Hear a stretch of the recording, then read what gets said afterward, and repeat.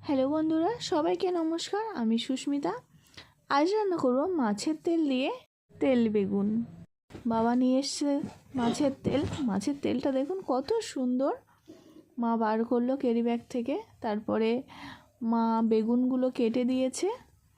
তারপরে আমি কড়াই বসিয়ে কড়াইয়ের মধ্যে সরিষার তেল দিয়ে তেলের মধ্যে দিয়ে দিলাম শুকনো লঙ্কা ফোড়ন, কালো জিরা ফোড়ন।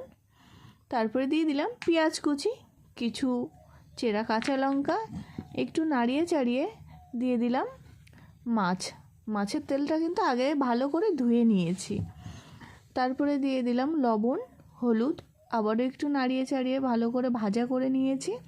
তারপরে দিয়ে দিলাম কেটে রাখা বেগুন, আবারও একটু নাড়িয়ে নিলাম। তারপরে দিয়ে দিলাম কেটে রাখা আলু, ভালো করে নাড়িয়ে চাড়িয়ে নিয়েছি। দেখুন কত সুন্দর হয়েছে।